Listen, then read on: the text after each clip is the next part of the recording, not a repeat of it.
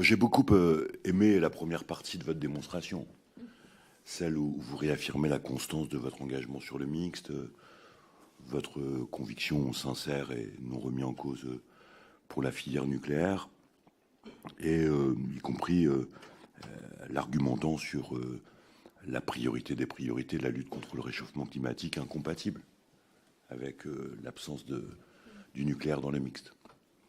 Mais je dois vous concéder que j'ai beaucoup moins aimé la deuxième partie.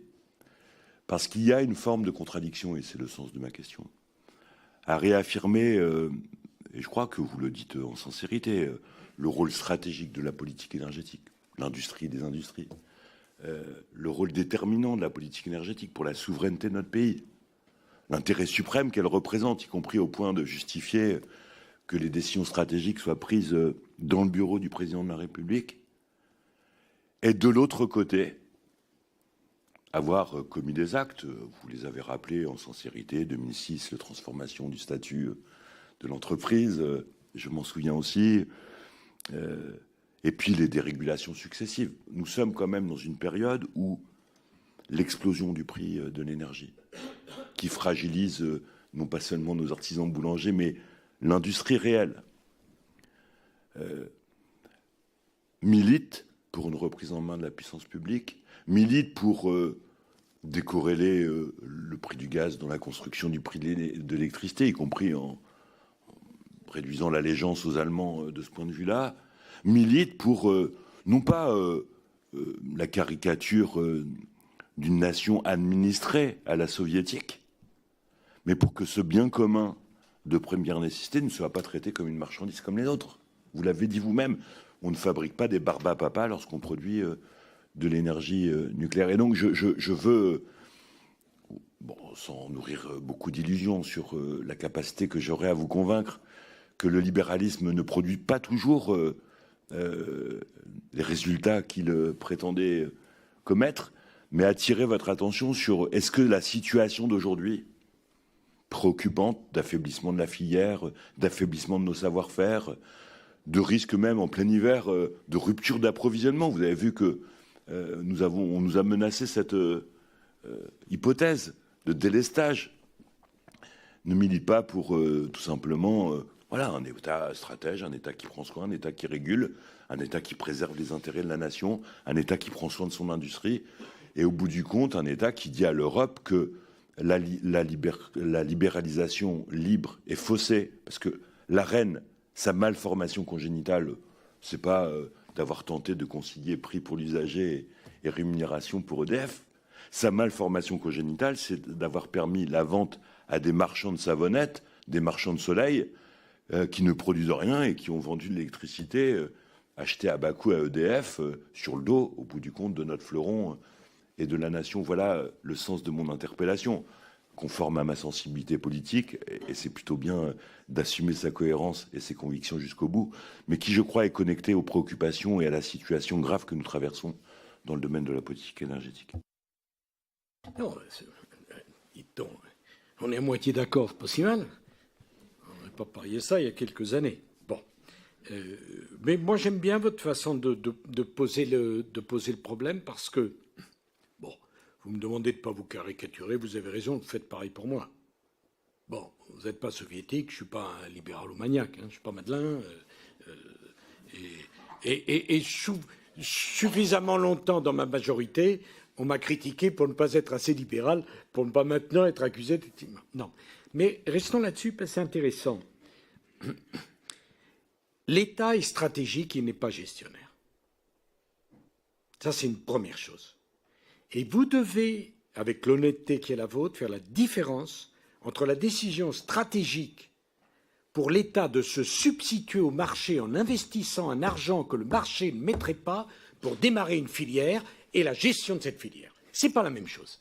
Vous voyez, le marché, il n'aurait pas fait le nucléaire. C'est l'État. Mais une fois que le nucléaire est installé, c'est l'État qui l'a détruit. Confère ce que j'ai raconté. Donc, l'État est dans son rôle. On peut se retrouver pour démarrer une filière, vous voyez, stratégique, qui ne démarrera pas spontanément avec des capitaux privés. Moi, je pense qu'une fois que la filière est démarrée, qu'une fois que c'est lancé, qu'une fois qu'on a des géants, il vaut mieux le secteur privé que l'État, qui est un mauvais actionnaire et qui n'est pas en mesure de gérer ça. Deuxièmement, pour faire baisser les prix, vous dites « Ah, les prix, je les régule ». Non. Pour faire baisser les prix, vous augmentez la production. Si l'offre est plus importante que la demande, les prix baissent. Et le débat entre nous, c'est vous, Monsieur X, qui fixe le prix à telle date, à tel prix, et moi qui dis non.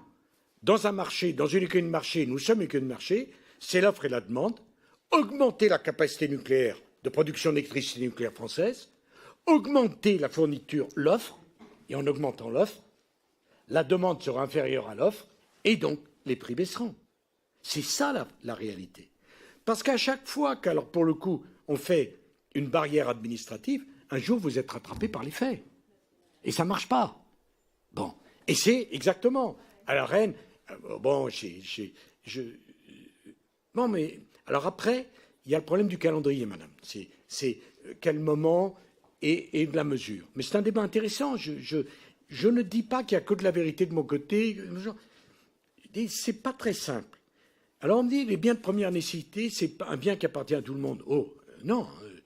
Quand l'entreprise Danone a besoin d'électricité pour faire fonctionner, je ne vois pas pourquoi c'est alors le contribuable qui devrait payer pour Danone. Et après, vous allez hurler sur les dividendes pour les actionnaires. Qu'est-ce que vous allez faire? Le pays a besoin d'une filière nucléaire pour produire de l'électricité. Augmentons notre capacité de production d'électricité, c'est stratégique, et laissons les prix à l'offre et à la demande. J'ajoute que vous êtes des gens humanistes. Vous ne pouvez pas dire ce que les Français font, nous on interdit aux autres de le faire. C'est trop simple. Bon. Et enfin, vous avez pris une expression, je me permets de vous dire, allégeance aux Allemands. Ne jouez pas avec ça. Je sais que c'est dans le milieu politique français, les pays ne changent pas d'adresse. Ils ne déménagent pas les pays. Nous sommes voisins des Allemands, ils sont nos premiers clients, nous sommes leurs premiers fournisseurs. Nous sommes liés. Si demain la France fait faillite, l'Allemagne est emportée. Et c'est bien pour ça, quand en 2008, je l'ai vu, j'ai expliqué à Angela Merkel, attention, puisque la Grèce partait, l'Italie n'était pas loin, après l'Italie, c'était la France, j'ai dit, mais te réjouis pas trop, parce que si la France est emportée, quand une entreprise, pardon, la France n'est pas une entreprise, mais quand une collectivité, une entreprise perd son premier client, ça ne lui fait pas du bien. On est liés. On est liés. Et nous n'avons d'autre solution. Croyez-moi, j'ai beaucoup réfléchi à ça. J'ai été élevé par mon grand-père qui a fait 2 guerres et qui n'aimait pas les Allemands. Et je ne vous dirai pas comment il les appelait à la maison. C'est lui qui m'a élevé, je sais très bien comment on les appelait. Et je me suis promis de ne jamais en dire de mal, parce que ce n'est pas une question d'allégeance entre nous. Nous sommes voisins de l'Allemagne, nous avons une responsabilité. Alors je sais très bien, quand les Allemands et les Français sont d'accord, ça exaspère tout le monde, mais quand on est en désaccord, ça panique tout le monde. Il vaut mieux exaspérer que paniquer. Bon. Et quand le vent souffle, et si demain il y a une crise, croyez-moi, on ne va pas chercher Luxembourg, on ne va pas chercher Malte. Je sais très bien qui est responsable. On a beaucoup closé sur Merkozy, etc. Très bien. Bon, on était bien content de nous trouver. Parce que quand il fallait prendre des paquets de mer, il fallait les prendre. Donc voilà, ça j'aurais... Je ne sais pas dans le sujet, excusez-moi, mais quand même. Et je suis tout à fait désolé que les Allemands, pour des raisons politiques, voire politiciennes, n'ont pas fait le même choix du nucléaire que nous. Parce que derrière tout ça, il y avait l'alliance avec les Grünen et la stratégie, vous savez, allemande, qui est très différente, puisque en Allemagne, vous n'élisez pas un homme ou une femme, vous élisez un parti. Et c'est le chef de ce parti qui devient. En France, c'est tout à fait différent. L'homme ou la femme est élu, et après, le parti en profite. Bon, pas comme ça. Regardez mes amis, quand même. Bon. Voilà, c'est tout. Après, l'énergie, c'est un débat passionnant, parce que c'est au cœur des grands débats économiques et politiques de la société française. Et c'est intéressant. Et on ne peut pas y aller avec une grille uniquement écologique, idéologique. On doit trouver le passage dans des économies modernes, comment on concilie la nécessité d'un État stratège qui va investir en dehors des forces du marché et qu'on laisse le marché respirer pour définir le prix qui permet à l'économie française de vivre et aux consommateurs français de ne pas être écrasés. C'est plus facile à décrire qu'à faire, mais c'est quand même, on est au cœur d'un débat politique, me semble-t-il, noble et intéressant.